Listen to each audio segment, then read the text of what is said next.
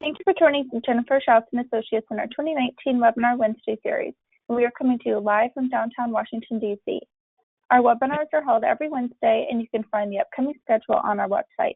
Past webinars and all recordings are also on our website and on our YouTube channel, along with over 160 other recordings on federal contracting topics.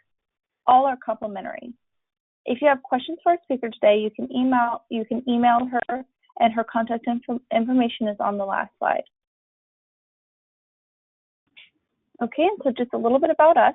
We are a Washington, D.C. based firm and provide services for federal contractors. This ranges from market analysis reports to proposal writing and also post-award compliance. More information is on our website, so please visit us. We do offer advertising in our newsletter and in our webinars, so please email me if you have any questions. Our webinar today is sponsored by AccuTrack, and here's a short message from them. AccuTrack Consulting and Accounting Services is an 8A WOSB CPA firm committed to supporting entities to sustain growth in government contracting. Our outstanding DCAA accounting solutions reduce audit risk, improve cash flows, and give you peace of mind. Contact us today to learn how we can enhance your DCAA accounting efforts. Okay, let's go ahead and get started. Our speaker today is Alicia Matrova from OST Global Solutions. Thank you for joining us today.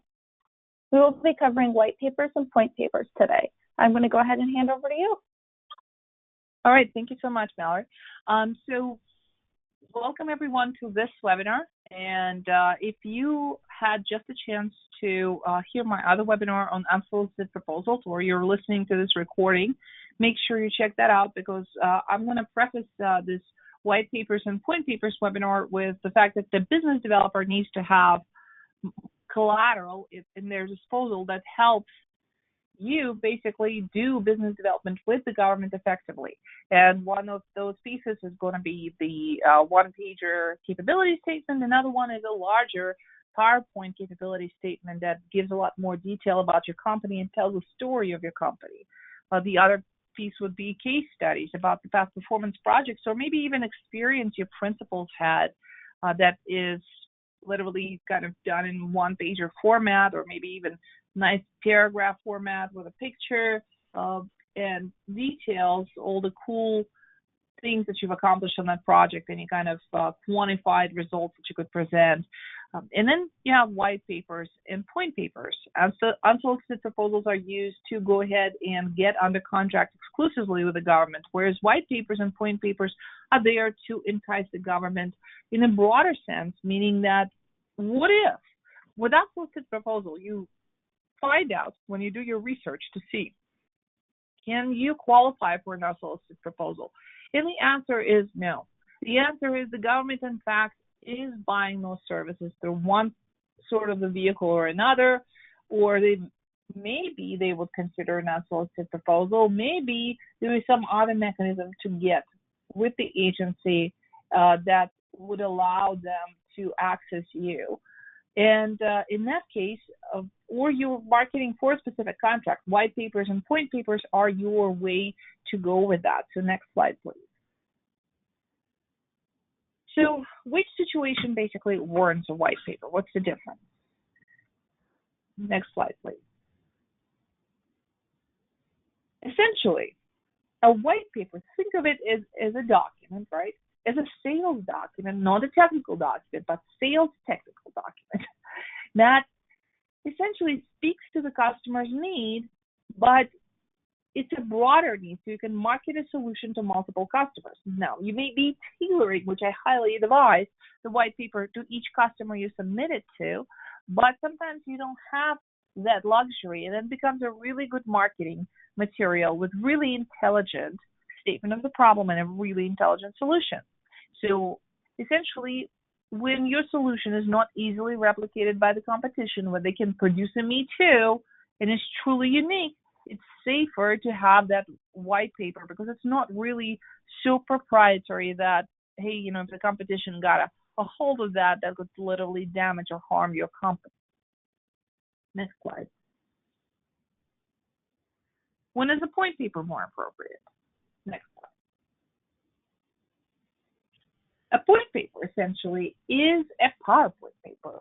So think of a white paper as something that has to speak and give a full presentation, fill all the blanks without you being there. A point paper is the paper that really teases the government to invite you over to give a presentation. So if you really want that meeting, a lot of the times it's actually smarter to send a point paper in, your slides, rather than the actual white paper in, because you want the government to get enough information for them to say, okay, I want to hear the full story. So essentially, it's a PowerPoint presentation that invites the government to have a meeting. So when do you do the point paper? Is when your solution is more competitively proprietary. You're worried that the competitor could get a hold of it and really glean some really cool juicy details out of your white paper, copy that, reshape their offer that way, their pitch, and offer that to the government to cut you out, basically.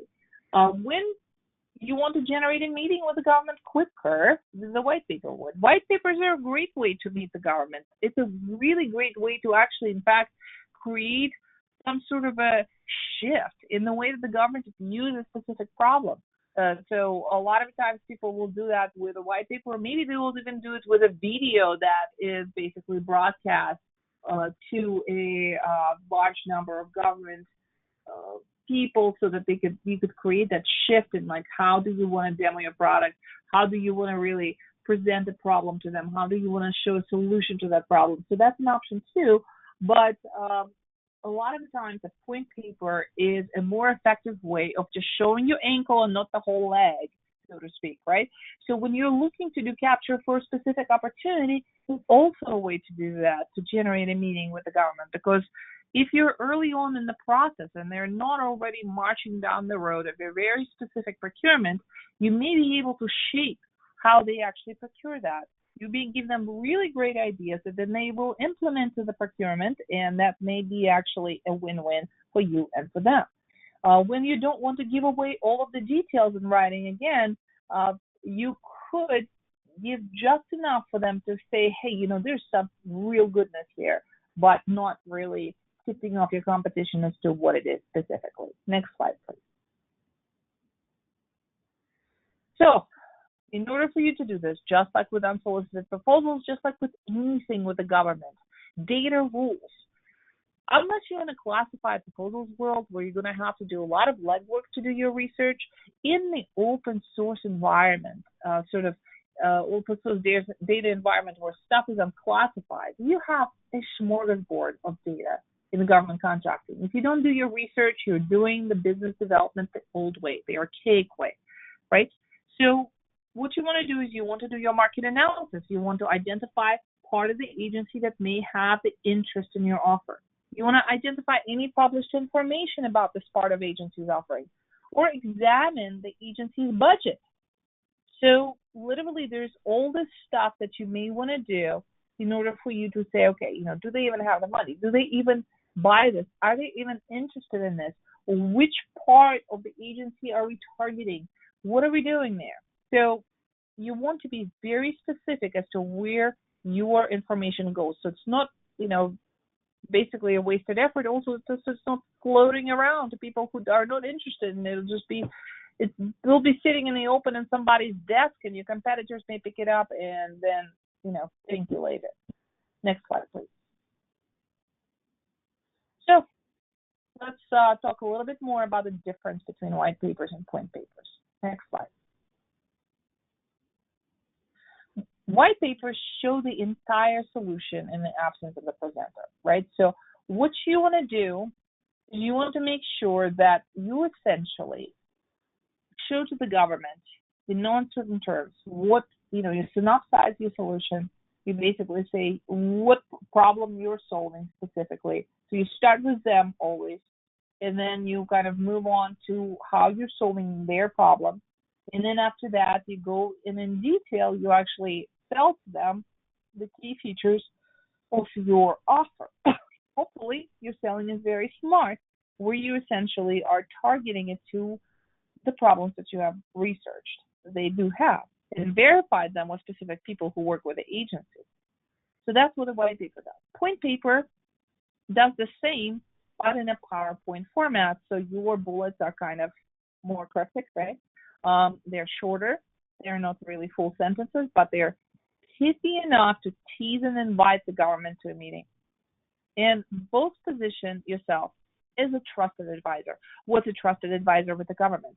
This is somebody that the government considers a subject matter expert. This is somebody who is actually not doing just a sales job where it's just a marketing material about your company with lots of bloated sentences, but it is something that actually is honest, direct, and it tells them, hey, you know, we realize you're grappling with this issue. Here's how we could solve this. Here's how this benefits the government. And we would really love to continue the discussions with you to ensure that we tailor our solution to exactly what you need, right? So both help position yourself as a trusted advisor because you're there to solve a problem. You're not there to get your company under contract or sell something primarily, right? So that's a byproduct of you coming in and saying, hey, you know, we are on the same team. We realize how hard you're struggling. We're there to help. Next slide, please. So let's talk about some rules of thumb for the white paper. Next slide. So in order for you to prepare a meaningful white paper, it's not just a writing exercise where you sit down in front of a computer, shout out the world, and start typing, right? You actually have to do a lot of prep work, like I talked about, the research, and you also may want to bring in the people who know the customer to brainstorm with you on customers' needs and pain points. If you don't know anybody, maybe you could actually ask somebody to enlighten you, maybe through your LinkedIn contacts, or maybe somebody could introduce you to someone. Just be creative, be resourceful. If you're just kind of starting out in this arena and you don't know how to truly do this or get the right people, you want to lead with the customer's need and context. Just like in your proposals, just like in anything you write, it is never about you. It is never about you. In fact, with any encounter you have with anybody that you're doing business development with, it's not about you, ever, right? It is about them. The world is that way. That's how the world ticks. That's what emotional intelligence is all about. In your proposal, in anything you send to the government, you have to ooze emotional intelligence. So you have to lead with the customer. You never should write anything that starts with please to submit. Or start with your company. Acme Inc. has been in government business supporting our government customers for the last 21 years and blah, blah, blah. It's not about you. Really, lead with them. What is the burning issue on their mind? Lead with their needs, with their context, and then you can go ahead and introduce yourself as a solution. Sell your solution to them. Don't make it so technical that you forget the benefits too. So a lot of times what I find is engineers are not salespeople. They're not trained to be salespeople. They didn't dream when they were growing up to be salespeople. So essentially, it's not a natural skill to go ahead and sell something. So when they put on their sales hat, it sounds really unnatural. They start using lots of adjectives, world class, best, state of the art, where the best is the mostest, the fastest, and there's a fake persona that comes across as disingenuous. So instead, what you really want to do is you want to make sure that you train and coach your technical people who are giving you the fodder instead to go ahead, give you statistics, give you numbers, quantify things. That's where the passion comes through. And that sounds a lot more honest, a lot more straightforward, and positions you not as a salesperson, again, trying to get a contract from the government, but as a trusted advisor who is honestly there to be part of their team to solve a problem that they're all realizing is there. So next slide, please. Also, you may want to add a case study or make a white paper about a case study. So that's kind of a really cool thing to do, right? So when you're writing about their problem, about your solution, it's really good to include proof that your solution has worked somewhere. or maybe a part of your solution has worked somewhere. Or you could make a whole white paper about, here's a case study of lessons learned when we implemented this project for such and such agency. Here's how we have done. Here's what we could have done even better. Or these are the lessons learned for future projects. We're just trying to give you this information, and basically it positions you as an expert in this field. A lot of those case study white papers are good when you're trying to market your capabilities for a specific solution to the government that, may go under an RFP that is coming out in some, future that is somewhat distant, right? So maybe at least a year from now. Make sure that you keep everything well-researched and professional, so that think of it as a proposal. Think of it as a very serious writing approach. Don't think of it as, hey, I'm going to cut a corner here. It's not really a proposal. I'm going to, write it myself, don't have it edited, or, I'm not going to invest into somebody reviewing it. So make sure that you take it very, very seriously. Next slide, please. If you're not using a broad marketing tool, when you're targeting your message to a very specific person, you need to include a portion, this is kind of a secret of your white paper, include a portion of it that resembles a statement of work so that the government can reuse it. So essentially, you could say, here is a list of tasks in order for this to work. So essentially, it's a pathway of how the work could be completed. Also, you could say, hey, this work fits perfectly under this GSA schedule, or this vehicle, or this contract, or maybe it could be a sole source of word, right, as a result of that. And that's when you have to prove uniqueness. Or you could say, hey, this is we are an 8A, or we are a super 8A, we're a hub zone, we are SWSB, we're a women-owned small business. So however they want to route this, you want to make sure you give them a way of awarding this to you, and you need to let them know what your NAICS code is too, whether you're considered a small business or not. Sometimes, for example, if your NAICS code is, you fit on, this work would fit under a 7.5 million NAICS code, it would be good to put in there so you could perhaps exclude some of your larger competitors out of that game. So that's also something that's very useful to include in your white paper. Next, or even in the point paper if you wanted to. Next slide. So here's some good practices for a point paper. Next slide.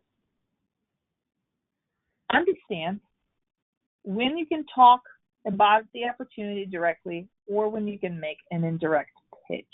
That's kind of a sentence that I really have to explain here to really kind of give you a little bit of background. Sometimes you cannot talk to the government and market to them directly when you're trying to pursue a specific opportunity. When you're doing capture of a specific opportunity and the government has shut doors to you, sometimes you can talk about an opportunity without talking about an opportunity. I'll give you an example. We were working with a client, and all of a sudden, the contracting officer came out and said, no more meetings with the project staff.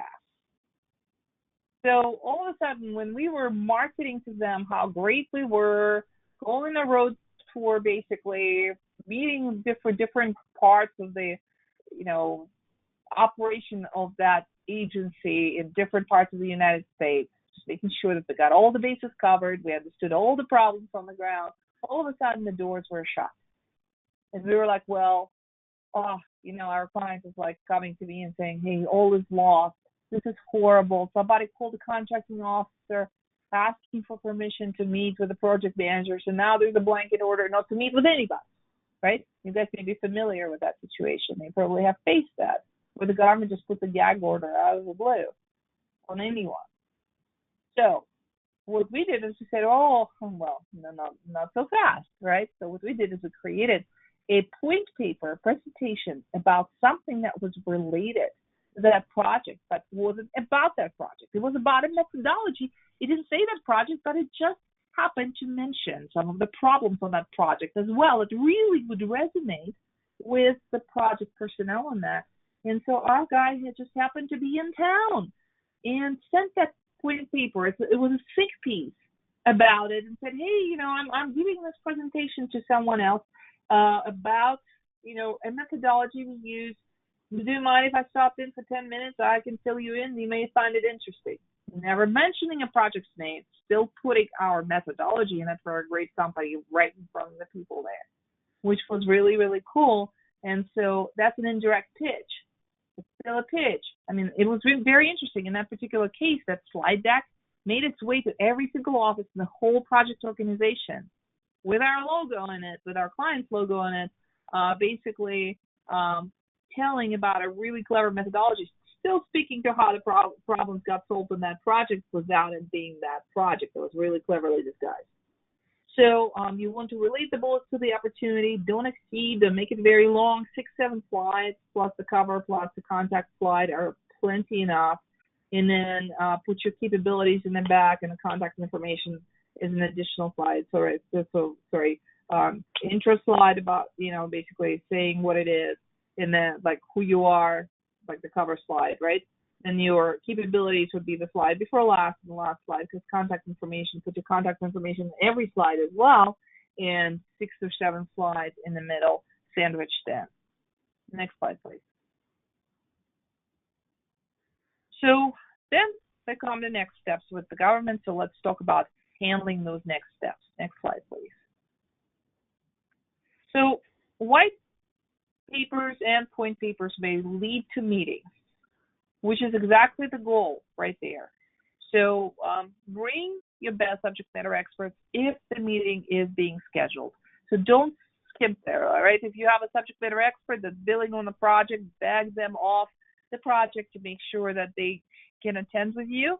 Don't just go there with the sales pitch. This is when they will want your techies to be there to really speak to them. Be prepared to offer alternative solutions and discuss specific applications in case the government starts brainstorming with you on how to solve a problem, and they give you a little bit more information than you had before, and all of a sudden it changes some things. Make sure that you bring in enough smart people to really sit there with them and ferret it out. So do more customer research to understand who you will be meeting with. So again, emotional intelligence starts with understanding who your customer is, truly focusing on them. And it's not about, hey, I found out that you like football or something like that. Well, that's useful knowledge, but it's not something that's going to really get you the meeting. It's more like, what is their style like? Where have they worked before? What is their background? If you can find that out, that would probably make your conversation a little bit more informed, and you can tailor your pitch a little bit better. So prepare for the fact-finding and follow on action as well. So what I tell people is, don't come in with a memorized pitch. Come in with an open mind. Empty your mind. Come in, ask questions. Be a good listener. Listen actively. Display empathy. Understand things. Solicit that information from them. And then you can literally shape your pitch to them by actually finding out a little bit more about the problem and keeping an open mind. Because a lot of the times what people do is when they listen, they prepare to talk, and they're preparing in their head what to say next instead of truly taking in what the person is telling them. And your job is to be there, fully present, 100% for them in that meeting, and be ready then to answer and to provide the service to them. And that's a very different mindset when you go and talk to the government customer. Next slide. Last slide, please. So let's go ahead, and what I can do for you guys is, here's my contact information, Taylor@OSTGlobalSolutions.com, and phone number is 240-246-5305. I actually have provided my cell phone number instead of that being a general number for our company, so you can reach me directly. And if you email me, I will also send you a sample outline for the white paper that could kind of inform how you structure that, because I've seen all kinds of really interesting structures with white papers that didn't really work. So it's kind of like a sample outline that may be helpful to you in Microsoft Word, and let me know if there's anything we can do for you in your business development efforts. Over to you, Mallory. Thank you. Thank you. Thank you for sharing your knowledge and insight today.